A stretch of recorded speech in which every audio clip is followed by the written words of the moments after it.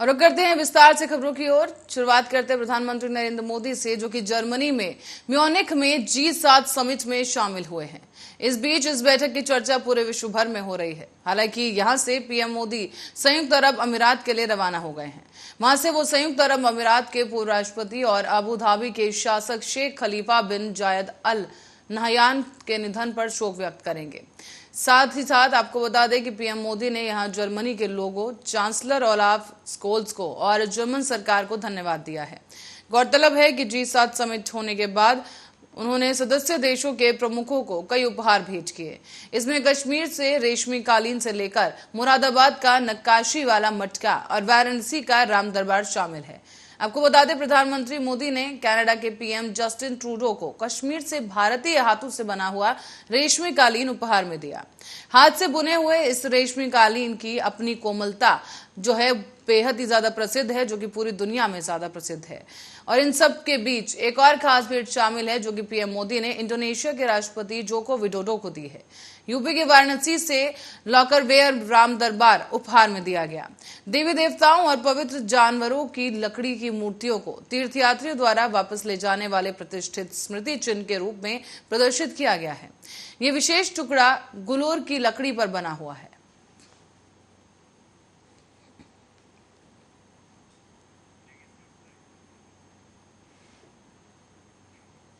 और आज अयोध्या स्थित डॉक्टर राम मनोहर लोहिया अवध विश्वविद्यालय के विवेकानंद सभागार में चेस ओलंपियाड टॉर्च रिले का आयोजन किया गया। इस उद्घाटन को प्रदेश के नगर विकास मंत्री ने किया है और उन्होंने कहा कि अमृत महोत्सव के समय ये कार्यक्रम और ही ज्यादा महत्वपूर्ण हो गया है। इस कार्यक्रम के माध्यम से युवाओं में जागरूकता पैदा की जा रही है और निश्चित रूप से ये कार्यक्रम युवाओं में प्रेरणा पैदा करेगा। साथ ही साथ ग्रेड मास्टर बनने के लिए भी उन्हें प्रेरित किया जाएगा। उन्होंने ये भी कहा कि प्राचीन मान्यताओं के आधार पर स्पष्ट है कि शतरंज जो खेल है उसकी शुरुआत भारत से ही हुई। दरअसल पीएम नरेंद्र मोदी का प्रयास रंग लाया है, जहां 28 जुलाई से लेकर 10 अगस्त तक तमिलनाडु के चेन्नई में होने वाले भारत के 44वें चेस ओलंपिक की मेजबानी भारत करेगा। इसमें दुनिया के 176 देश शामिल होंगे। इससे पहले खिलाड़ियों में जागरूकता पैदा करने के लिए देश के 75 जिलों में, जिनमें उत्तर प्रदेश के 9 जनपद शामिल हैं, उसमें चेस ओलंपियाड टॉर्च रैली निकाली जा रही है। चेस ओलंपियाड का आयोजन भारत में होने जा रहा है और यह पूरा आयोजन माननीय प्रधानमंत्री नरेंद्र मोदी जी के कारण हुआ है, उनके इनिशिएटिव से हुआ है।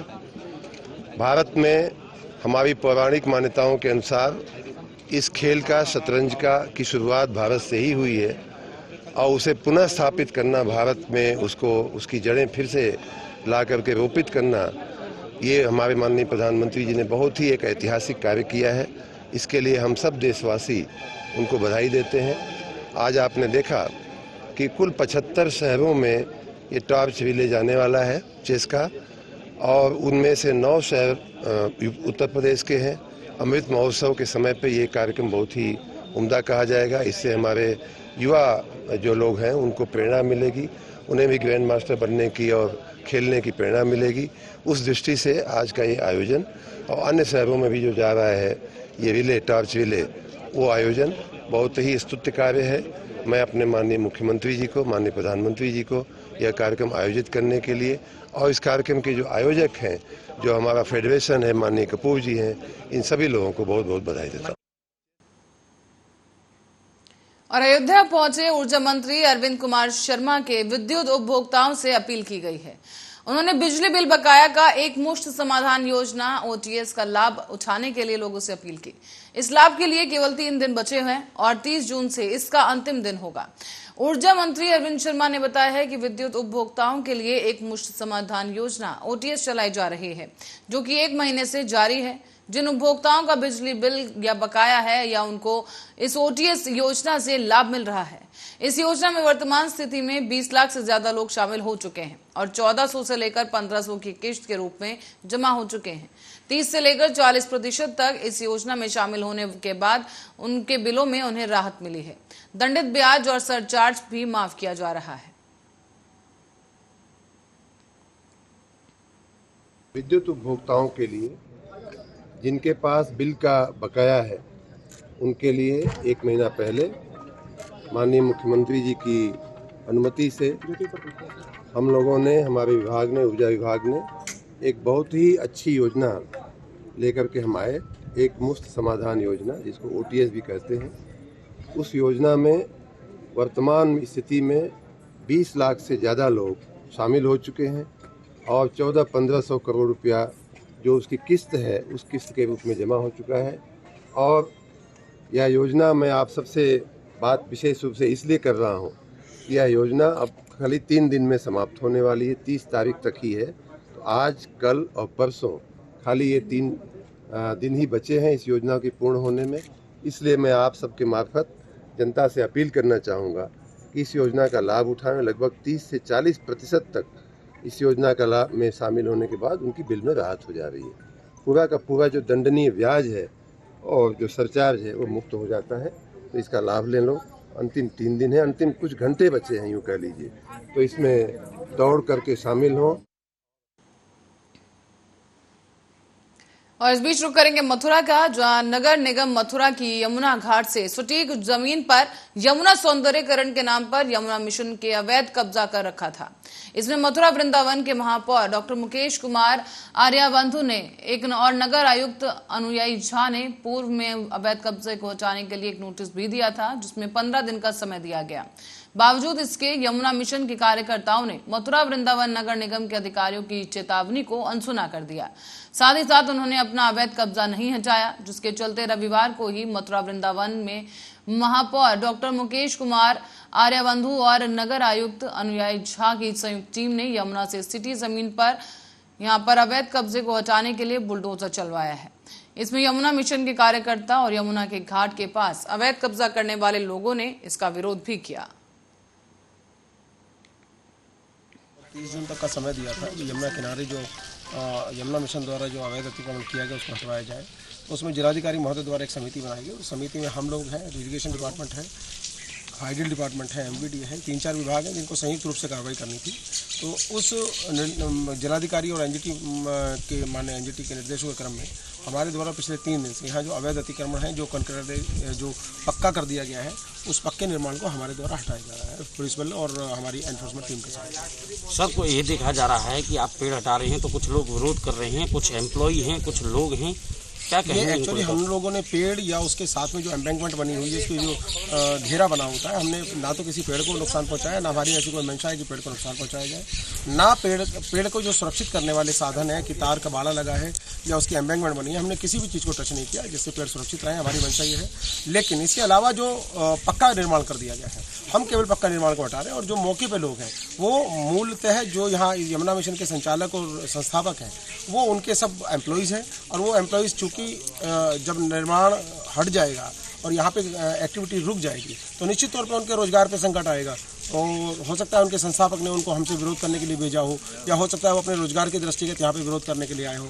यहाँ जन सामान्य कोई नहीं है, सामान्य आदमी। और अब खबर रायबरेली से है, जहां जनपद की पुलिस ने न्याय न मिलने के बाद पीड़िता पुलिस के पास पहुंची। पुलिस के उच्च अधिकारियों से शिकायत की गई और इस दौरान वो लखनऊ पहुंची है। पीड़िता ने यहां पर न्याय न मिलने के बाद मुख्यमंत्री के जनता दरबार पहुंचकर गुहार लगाई। दरअसल पीड़िता का यह आरोप है कि उसका पति जबरन घर में घुसकर शारीरिक शोषण करता है और रोकने का विरोध करने पर महिला को भद्दी भद्दी गालियां दी जाती हैं। साथ ही साथ स्थानीय थाने के थानेदार शिकायत करने पर अभद्रता करते हैं और इसके बाद पीड़िता को थाने से बाहर निकाल दिया जाता है। इसी सब घटनाओं से परेशान होकर अब ये पीड़िता मुख्यमंत्री के दरबार तक जा पहुंची है, जहां ये पीड़िता न्याय की गुहार लगा रही है। जो लोग जो है अत्याचार बहुत कर रहे हैं, घनश्याम तिवारी और दारू और रुपया, हरिराम बहादुर, श्री राम सब पठाते हैं हमारे घर। कौन अत्याचार कर रहा है? हरिराम और घनश्याम। ये सब कौन है? हमारे पितिया ससुर है, घर के मेटर है। अच्छा। तो जैसे हम लोग कुछ कहते हैं तो हमें मतलब मारने की धमकी देते हैं, बोलते हैं कि आते हैं तो जो इनके इज्जत लूट लो। जाए इज्जत लूटने के बाद जो है लोग जैसे हम मना करते हैं नहीं ये बात कैसे हो रही है, तो हमको मारने की धमकी देते हैं। कहाँ का मामला है ये हम गौरन खेल के आए। अभी तक कहाँ आपने एप्लीकेशन दी है या कहाँ शिकायतें की हैं? हमरा अब रैलिंग दिया है, फिर हम दिया, सब एप्लीकेशन दे दिया साहब, एप्लीकेशन हमारी को तो सुनवाई नहीं हो रही है, तब भी हम। और रुक करेंगे अगली खबर की ओर। खबर आगरा से है, जहां झगड़े के बाद हाथापाई में शराबियों ने कैंटीन में रखे चाकू से कैंटीन कर्मचारी पर ही हमला कर दिया। हमला कर वो हमलावर मौके से फरार हो गए। झगड़े की सूचना मिलते ही मौके पर पुलिस पहुंची और घायल कैंटीन कर्मचारी को उपचार के लिए भेज दिया गया है। दरअसल ये हमले की पूरी घटना सीसीटीवी में भी कैद हुई। पूरा मामला थाना ताजगंज के पंचवटी चौराहे पर बने देसी शराब ठेके का बताया जा रहा है। इस वीडियो में आप भी देख सकते हैं कि यहाँ पर एक कैंटीन कर्मचारी है और उसके ऊपर हमला कर दिया गया। दो पक्षों के बीच यहाँ पर विवाद चल रहा था। रुपए मांगने पर शराबियों ने यह हल्ला बोल किया है।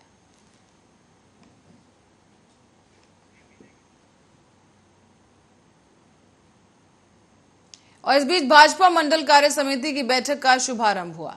इस मौके पर कार्य समिति की बैठक को संबोधित करते हुए आदेश चौहान ने कहा है कि अभी से 2024 आम चुनाव की तैयारियों में जुट जाना है।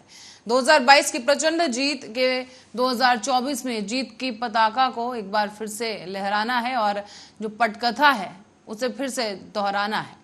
तो वहीं आपको ये भी बता दें कि विधायक ने कहा, कार्य समिति की बैठक में सभी पदाधिकारियों का सम्मान करता हूं। बीजेपी ने चुनाव में इतिहास रच दिया है और ये सफलता सबकी सफलता की कहानी बयां कर रही है। ये कार्यकर्ताओं की मेहनत से ही संभव हो पाया है। इसी धरती से अटल जी ने देश और दुनिया में उत्तराखंड का मान बढ़ाया और आज उसी तरह से काशी से पीएम मोदी और उत्तराखंड से पुष्कर सिंह धामी जैसे नेता दुनिया भर में बीजेपी का झंडा बुलंद कर रहे हैं। संगठन की वजह से ही आज बीजेपी लगातार सफल हो रही है। पीएम मोदी के कार्यकाल को 8 साल पूरे हो गए हैं और उनकी बातों और उनके विजन को जनता तक पहुंचाना है। समय के बाद आज फिजिकली भारतीय जनता पार्टी मंडल शिवालिक नगर की मंडल कार्य समिति की बैठक आज यहाँ आयोजित की जा रही है, क्योंकि पिछले 2 वर्षों में कोरोना के चलते हुए फिजिकली इस तरह की बैठकें ऑर्गेनाइज नहीं कर पा रहे थे। तो मैं आज इस बैठक की व्यवस्थाओं के लिए, सुंदर आयोजन के लिए सबसे पहले तो अपने मंडल की पूरी टीम को बहुत बहुत बधाई देता हूँ। और जहाँ तक बात है कि संदेश क्या, हमने अपने राजनीतिक प्रस्ताव में वो सब बातों का उल्लेख किया है कि जो इस देश के यशस्वी प्रधानमंत्री नरेंद्र भाई मोदी जी के नेतृत्व में पूरे देश के अंदर जो विकास की गंगा बह रही है, साथ ही साथ जो अन्य क्षेत्रों के अंदर काम हो रहा है, तो उसके प्रति माननीय प्रधानमंत्री जी का, केंद्रीय सरकार का आभार व्यक्त करते हुए राजनीतिक प्रस्ताव यहाँ पर पास किया गया है। साथ ही साथ माननीय मुख्यमंत्री जी जिन्होंने ऐतिहासिक जीत चंपावत से दर्ज की है, उनको बधाई देने का और उनके द्वारा इस कार्यकाल में भी और पिछले कार्यकाल में जिस तरह से अभूतपूर्व काम उत्तराखंड के अंदर किए गए हैं, उनको भी हमने राजनीतिक प्रस्ताव में शामिल करते हुए माननीय मुख्यमंत्री। भारतीय जनता पार्टी जो विश्व का सबसे बड़ा राजनीतिक संगठन है, इस संगठन की जो नींव है वो निरंतर कार्यकर्ताओं के और हमारे पदाधिकारियों के बीच में संवाद और निरंतर कार्यकर्ताओं द्वारा पार्टी के संगठनात्मक गतिविधियों का सुचारू रूप से संचालन और उसका अनुपालन करना, ये हमारे संगठन की नींव है। उसी दृष्टिगत निरंतर हमारे यहाँ संगठनात्मक गतिविधियों की समीक्षा, उसकी योजना और उस योजनाओं के क्रियान्वयन हेतु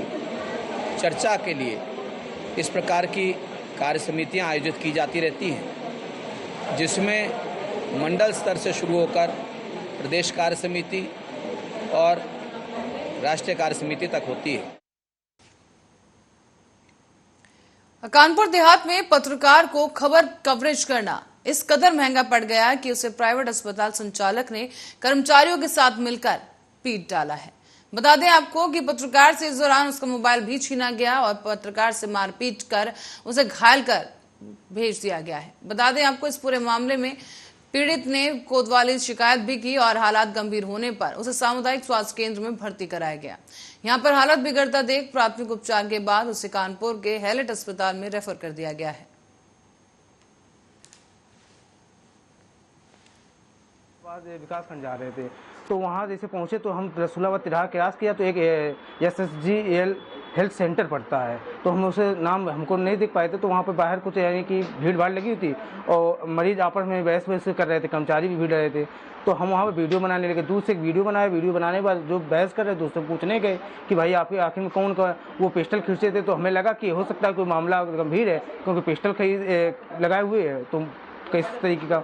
तो उससे हमने पूछने लगे, उसने बताया कि मरीजों की अव्यवस्थाएं हैं, जरा इन अव्यवस्थाओं को देख लीजिएगा, आप कौन है। तो हमने दैनिक भास्कर बताया। तो हम वीडियो बनाने लगे। वीडियो बनाने हम 2 कदम आगे बढ़े तो जो गैलरी थी वहीं पे खड़े हो गए। तो वहाँ कर्मचारी मिल गए, कहने क्या करने जा रहे हैं, हमने को नहीं ये आरोप लगा रहा है वैसा उसका था। इतने कर्मचारी थे तो उन्होंने हाथापाई की, मोबाइल छीन लिए। बाहर जो अंदर उनकी प्रबंधक थी स्वप्निल जी नाम की हैं, वो महिला एक आई और महिला आने हुए एकदम जाति सूचक गाली देने लगी। और जाति सूचक गाली देते हुए बोली, कहने कौन क्या नाम तुम्हारा। तो हमने कहा विशाल सिंह गौतम। तो बोले कहाँ रहते हैं, हमने मनाओ में। तो बोले कहना चमार साले यहाँ वीडियो बनाने आया क्या। आप सरकार किसी पत्रकार की हिम्मत नहीं पड़ी वीडियो बनाने, तुम कैसे वीडियो बनाने आ गए। पर इतनी बात कहते हो कर्मचारियों से उन्होंने मरवाया पिटवाया। हमारे जेब में 620 रुपये तो वो भी छीन लिए।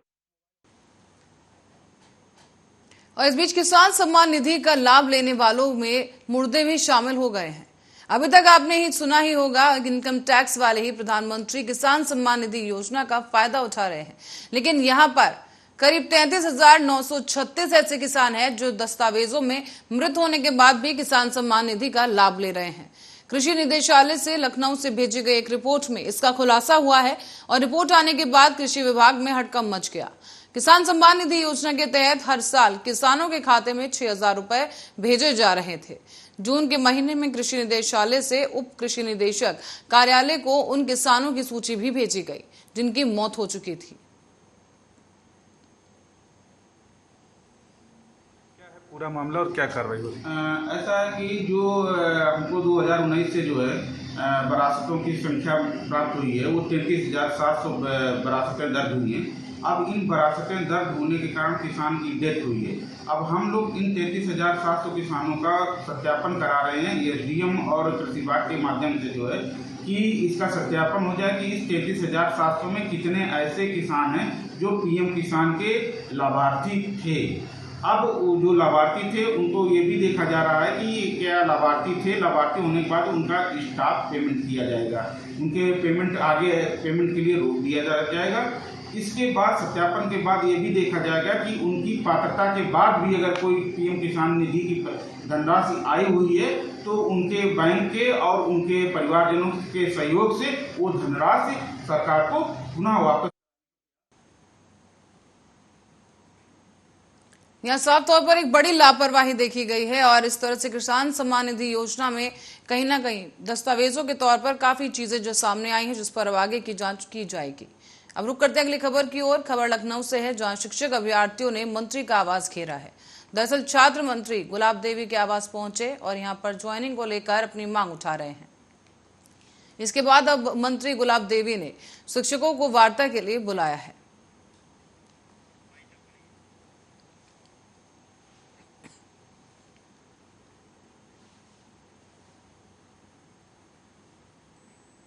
और इसी खबर के साथ ही बुलेटिन में फिलहाल के लिए इतना ही। आप बने रहे हमारे साथ, देखते रहे आर्या न्यूज।